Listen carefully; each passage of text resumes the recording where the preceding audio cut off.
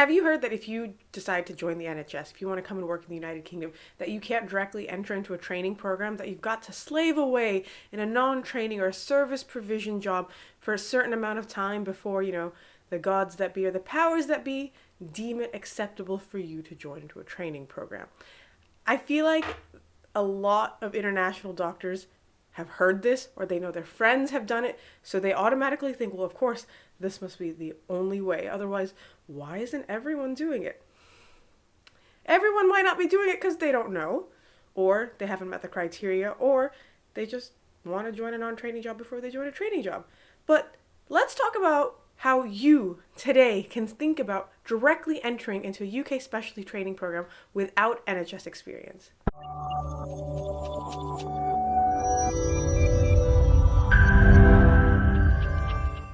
If this is the first time you're checking out our channel, welcome. Basically what we do is we run a website that's totally free known as roadtok.com, and it will explain the ins and outs about everything related to the United Kingdom and what it takes for you to work as a doctor in the NHS. So if you've not already, please stalk us on all of our social media. Find us on Facebook, find us on Twitter, Instagram, and of course, YouTube. Don't forget to subscribe. Hey guys, Ibreez here, and let's think about this for a second. First of all, what I want you to think about is, are you guys subscribed? I know I just said it, my earlier version of me, and I'm going to say it again here, just because I feel like it needs to be said again, and I'll say it again at the end of the video, but right now, if you haven't already, subscribe. Okay, now on to the real content. So, the first thing you're going to have to think about is, you right now, sitting where you're sat, where are you on your road to UK? Are you still in medical school? Are you working in the NHS? What's happening here? This video is only applicable to individuals who are on track to get full GMC registration or already have full GMC registration. If you're wondering, am I on track? Check out some of our other videos talking about how you can obtain full GMC registration. Now, just generally, since we want to just give you a brief idea right now, you will get provisional registration, so not full registration, if you have not completed an acceptable pattern of internship. If this is you, if you do not have an acceptable pattern of internship, right now, this video, not applicable, because what you're going to be doing is either you will complete an acceptable pattern of internship in your own country or some other country, or you will apply for the United Kingdom Foundation Program. All right? We have videos on you as an IMG joining the UKFP as an intern, basically, into the NHS, and you can check out those videos to understand your pathway and progression in that manner. Now, coming back to those of you on track for full GMC registration, or those of you with full GMC registration, how can you enter directly into your specialty of choice? The first thing you need to do is understand and fix on the specialty that you want to apply for. If you're not really sure, yes, you can definitely apply for multiple specialties, but understand that different specialties may have different requirements and criteria for what they require from you before you can apply. As a golden rule, remember, you will need full GMC registration. I keep repeating this because despite how many videos we've made where we say you need GMC registration to work as a doctor in the UK, people will still comment and ask, do I need GMC registration? So I'm telling you now, you need GMC registration, and that too, full registration, because we are looking for someone when they're hiring who has already done their internship or probationary period. You are now someone who is walking into a residency program.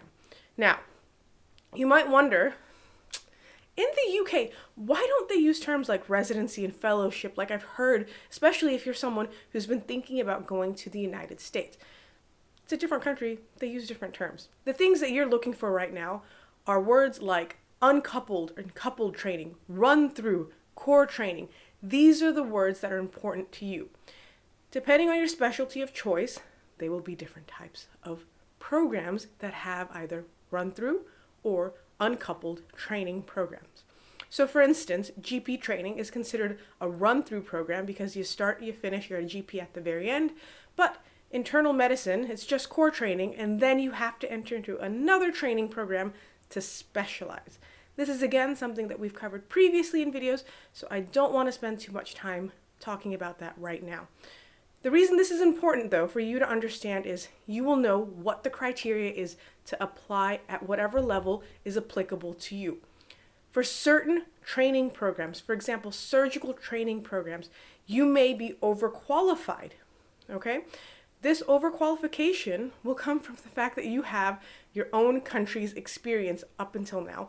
And because you have your own country's experience, they're like, it doesn't really make sense for you to start at the very beginning of the training here. You've already learned what you need to learn. You need to start at a different stage. Starting at a different stage could be at an ST3 level or an ST4 level. And these levels have different criteria attached to them than they would if you started at an ST1. Now you're going to be like, what is ST1 versus CT1? Does that mean like one is better than the other? Again, it's down to if it's a run-through or a core training. CT, can you imagine? Core training. ST, specialty training, usually run-through programs though. Don't stress about that now. Think about instead where you fall in this criteria. Okay, you're going to be like, that's great, Ibreez. You've told me all of this.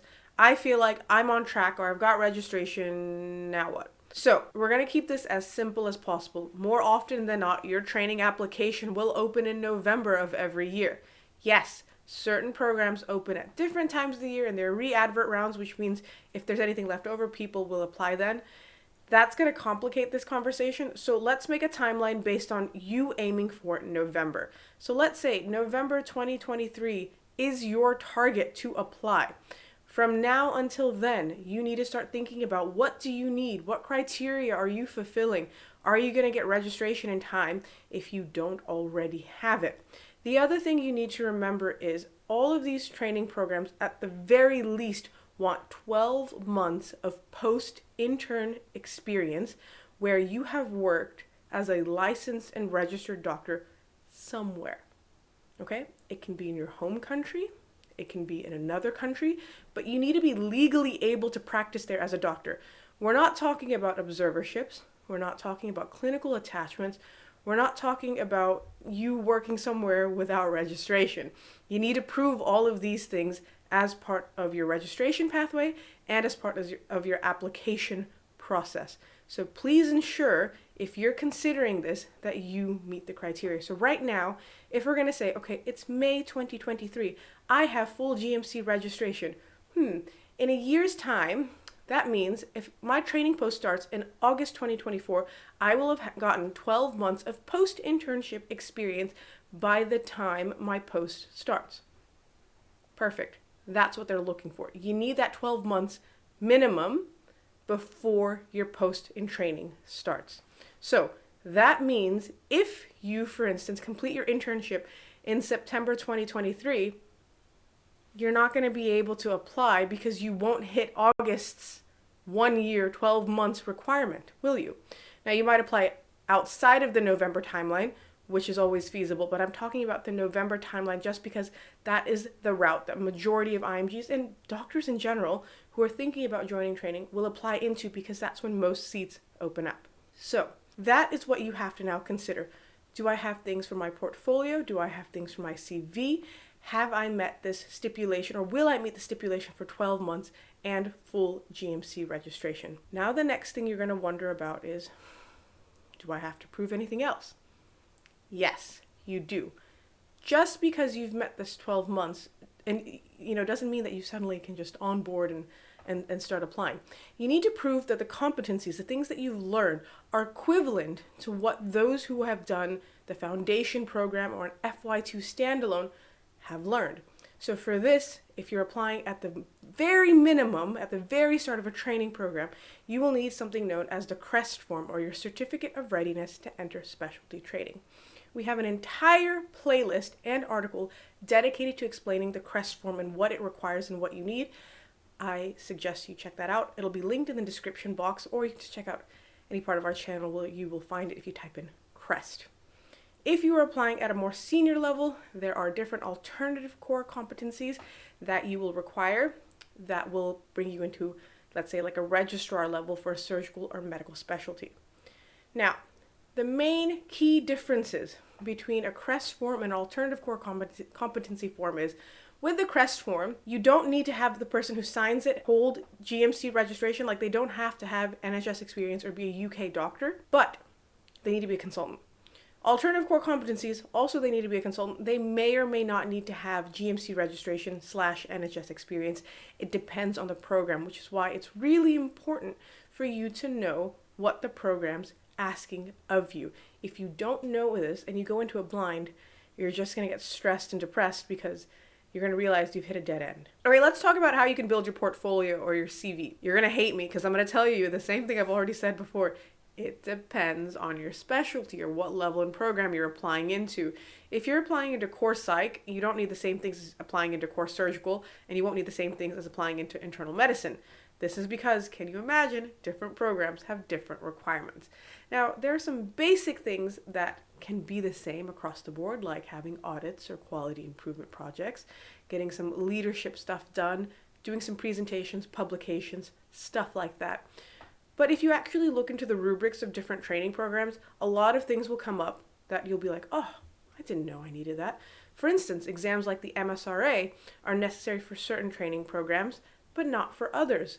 Or if you do some Royal College exams for certain training programs, you can get points, but not for others. This is why it's really important for you to do your homework.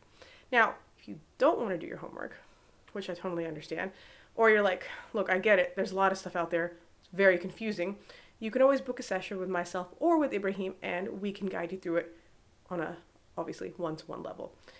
Aside from that, though, it is really important for you to know exactly what you want to do going into this. Yes, I know, it doesn't cost anything for you to apply for a training program, and it's not going to be to your detriment if you applied for multiple ones across the board, but why put yourself through all of that? If you want to have a dedicated plan of what you want to do, and you're thinking about joining the NHS as soon as possible, it makes sense to plan things from day one.